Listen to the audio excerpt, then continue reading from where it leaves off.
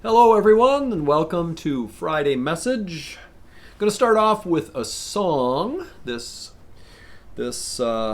this message. It's one of my favorites. Favorite little tune of mine from our hymnal number 293. It's "I Sing a Song of the Saints of God," and I'm going to sing verse 1 of this wonderful little hymn. I sing a song of the saints of God, patient and brave and true, who toiled and fought and lived and died for the Lord they loved and knew. And one was a doctor, and one was a queen, and one was a shepherdess on the green. They were all of them saints of God, and I mean God helping to be one too. And I mean God helping to be one too. Everyone loves a good underdog story, and this one can be found in a book by the author Jim Dent. And it recounts the rise of a football team of lowly orphans that become a perennial championship contender in Texas high school football during the 1930s. It's really the story of what kind of impact a life of generosity can make. Rusty Russell was a young and upcoming coach at a respectable Texas high school when he and his pregnant wife left their life of comfort to teach and coach in an orphanage school for $30 a week. He inherited a football team that was in shambles. When he arrived at the school, he discovered that some of the players didn't even own shoes. The football field was just a bare lot littered with gravel and cactus, and the football program didn't even have a football. Within years, however, the team was competing for a state championship despite the fact that they only had 12 players on the team and were regularly far outweighed by their opponents. The team's success could be attributed to Russell's play calling and strategy, but in reality, the inspiring story of the Mighty Mites is all about Russell's generous living. Rusty Russell saw potential in a place that everybody else disregarded. His passion for football, his compassion for kids, and his vision for what could be all intersected to lay the foundation for this inspiring story. Russell poured his time into the children in the orphanage, making himself available nearly 24 hours a day. He mentored and cared for kids that most people neglected. He developed and applied his God-given gifts as a leader, educator, and coach to create opportunities for kids who were denied access because of circumstances outside of their control. Lastly, despite his measly salary, he regularly invested his own money into the school and football program to give his athletes the best experience possible.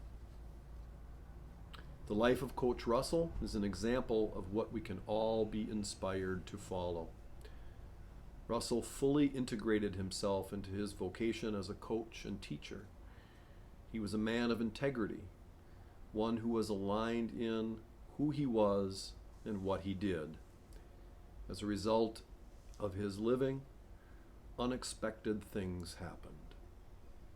He gave a team of kids hope who came to that orphanage feeling hopeless, and he used the very same kids to bring hope to a nation that desperately needed it during a most difficult time. When we integrate the different parts of ourselves into what we do in a generous posture, we too can have an amazing impact. We can write our own inspiring stories of how our generous living makes a difference in the world. Some of our stories may never make it to the bookshelf, but they will be recorded and celebrated in the heart of God. And that's a little a little summary about an inspiring coach, Rusty Russell. And I received that through a source called Dynamis Ministries that sends out inspiring and compelling stories on a regular basis. May Rusty's example inspire all of us in our living and loving and serving. May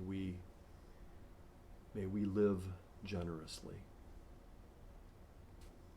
A few things that are coming up. Messy Church this Sunday. The theme is Animals and Rainbows, the story of Noah's Ark and God's promise to us. Many thanks to the 16 volunteers who are helping with Messy Church this Sunday. We are excited to have just been named Messy Church USA of the Month, and there's a wonderful article, video, and photos that are on a link in the brief, and my message in the brief. There's a link, and I think there's a link in one other place. Take a moment to learn a little more. Look at that in the brief and learn a little bit more about Messy Church. Many thanks to Sue Van Oss and to all the volunteers who make Messy Church possible.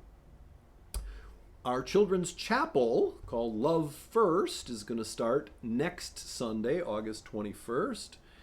That's going to happen for kids during the first part of the service. It's geared toward pre-K through second grade, but older kids can serve as helpers in the Love First Children's Chapel.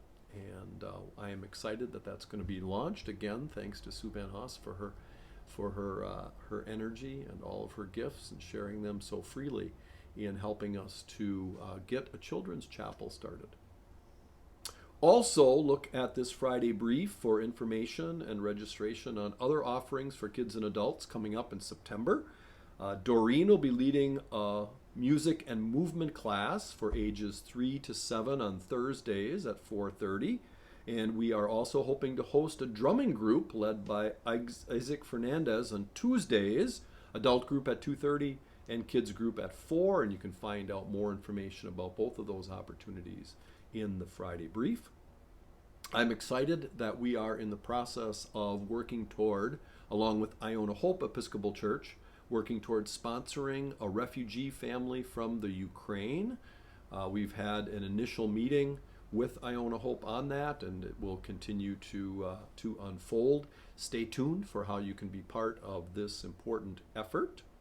And last but not least, mark your calendars for Sunday, August 21st for a reception for Alan Kelmerite. Alan is going to be stepping down from serving at the altar at St. Michael's, and we want to have a reception to honor him and to honor Debbie as well, and that's going to be after the 9:30 service on Sunday the 21st. Be safe and well, and God bless you.